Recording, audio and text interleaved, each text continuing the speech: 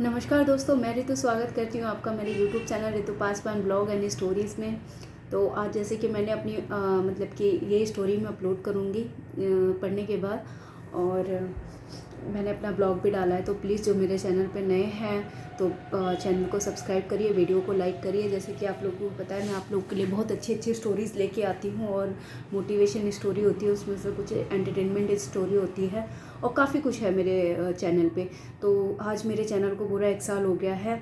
आज कल 1 साल हो जाएगा, लेकिन फिर भी मेरे सब्सक्राइबर और लाइक और टाइम वॉच टाइम नहीं बढ़ रहा है। फिर भी मैंने हार नहीं मानी है। मैं रोज़ आप लोगों के लिए नई नई स्टोरी लेके आती हूँ। तो आज मैंने सोचा है कि क्यों ना मेरे चैनल को 1 साल पूरा होने की खुशी में अपने चैनल को मैं, जो कि आप लोगों के लिए भी काफ़ी मतलब कि प्रेरणादायक स्टोरी हो और आप लोगों को पता चले कि हम अगर किसी चीज़ की तपस्या करते हैं तो वो चीज़ एक ना एक दिन हमें ज़रूर मिलती है।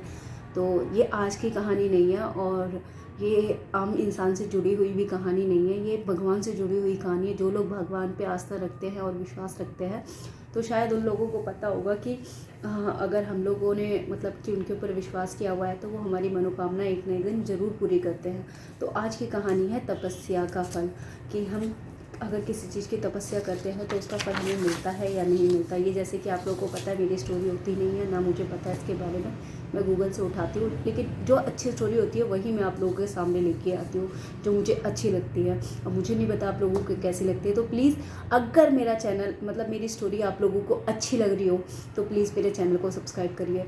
तो आज की जो स्टोरी है वो है तपस्या का फल और भगवान से जुड़ी माता पार्वती की स्टोरी है ये, कि माता पार्वती ने शिव जी को पाने के लिए कितनी कड़ी तपस्या करी थी और उनको भगवान शिव जी ने किस तरीके मतलब कैसे वरदान दिया था। तो यही स्टोरी आज मैं आप लोगों के सामने लेके आ रही हूँ। तो प्लीज़ स्टोरी को पूरा सुनिए और अच्छी लगे तो लाइक करिए। बहुत समय पूर्व ऋषि मुनि भगवान को पाने के लिए कठोर तपस्या करते थे। यह तपस्या कैसी रहती थी? एक पाँव पर खड़े होकर नमस्कार की मुद्रा में भगवान का नाम जाप करना, पानी में नमस्कार की मुद्रा में खड़े रहकर अखंड भगवान का नाम जप करना। हाँ, मैंने भी देखा हुआ है किसी किसी सीरियल में कि भगवान को मतलब कि पाने के लिए या भगवान को अपनी इच्छा पूरी करवाने के लिए लोग कैसे तपस्या किया करते थे। आजकल के लोग तो अगर खड़ा भी होना पड़ जाए ना धूप में तो उनकी हालत ख़राब हो जाती है। तो देखिए आगे क्या होता है। हाँ, करना, हिमालय जैसे पर्वत पर जाकर ठंड में एक ही जगह खड़े होकर अनेक वर्षों तक बैठकर नाम जप करना। इसी प्रकार तपस्या की जाती थी। तपस्या के समय ना कुछ खाया जाता था, ना ही पानी पिया जाता था, जिसको आज की डेट में व्रत के रूप में कहा जाता है। लेकिन एक दिन भी लोग ढंग से भूखे नहीं रह पाते। इसी प्रकार कठोर तपस्या करने के बाद भगवान भक्त पर प्रसन्न होकर उन्हें आशीर्वाद दिया करते थे। अब देखो माता पार्वती ने कैसे तपस्या करी। इसी प्रकार भगवान शंकर को पति के रूप में पाने के लिए माता पार्वती कठोर तपस्या कर रही थी।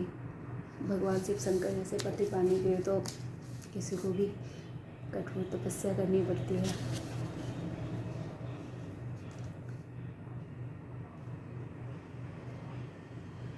तपस्या के समय वह भगवान के चिंतन में ध्यान मगन बैठी थी।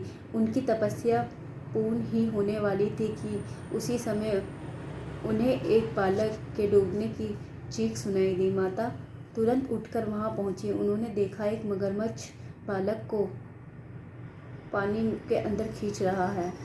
वह बालक अपने प्राण बचाने के लिए प्रयास कर रहा था तथा मगरमच्छ उसे खाने का प्रयास कर रहा था। अत्यंत करुणामयी माता पार्वती को बालक पर दया आ गई।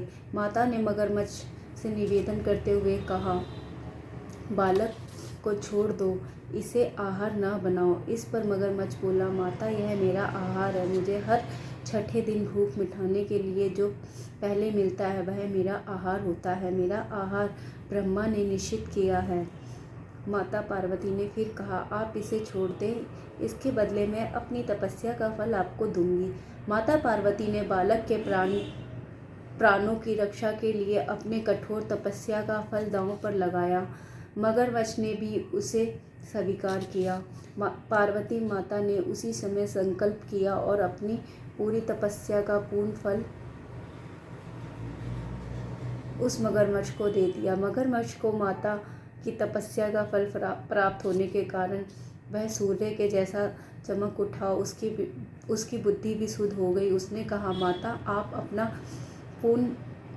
अपना पुण्य वापस ले ले, मैं इस बालक को छोड़ दूंगा। माता ने तो वचन दिया था, इसलिए उन्हें तपस्या का फल वापस लेने से मना कर दिया और वह उस बालक को गोद में लेकर ममता से दुलारने लगी। बाद में माता ने उस बालक को उसके घर सुरक्षित लौटा दिया और वह अपने स्थान पर वापस आ गई। भगवान शिव जी को प्राप्त करने हेतु उन्होंने पूर्ण तप करना आरंभ किया। उसी समय भगवान शिव जी माता पार्वती के सामने प्रकट हो गए। भगवान शिव जी उन्हें बोले, पार्वती, अब तुम्हें तप करने की आवश्यकता नहीं है। हर प्राणी में मेरा ही वास है। तुमने उस मगरमच्छ को अपने तप का जो फल दिया वह मुझे ही प्राप्त हुआ, इसलिए तुम्हारे तप का फल अनंत गुना हो गया है। तुमने करुणा और ममता से गर्वित होकर बालक की रक्षा की, इसलिए मैं तुम पर प्रसन्न हूँ और तुम्हें अपनी पत्नी के रूप में स्वीकार करता हूँ। तो देखिए, जब भगवान जी को बिना तपस्या के कुछ नहीं मिल सकता तो हम लोग तो इंसान हैं। जब उन्होंने भगवान शिव जी को पाने के लिए इतनी बड़ी तपस्या करी, जबकि वो खुद माता थी, तो आप सोच सकते हो कि हम तो आम इंसान हैं, तो हम लोगों को कितना कुछ करना चाहिए अपने जीवन में बहुत कुछ पाने के लिए। तो प्लीज़ निराश मत होइए कभी भी अपनी ज़िंदगी से और अपने जीवन से। जो जिस हिसाब से मिल रहा है और जिस हिसाब से आप पाना चाहते हैं उसको पाने के लिए उतनी ही मेहनत करिए। और आशा करती हूँ कि आपको मेरी ये स्टोरी पसंद आई होगी, माता पार्वती का तपस्या का फल। तो प्लीज़ मेरे चैनल पे अगर नए हैं तो सब्सक्राइब करिए, वीडियो को लाइक करिए और शेयर करिए। ओके, नमस्कार।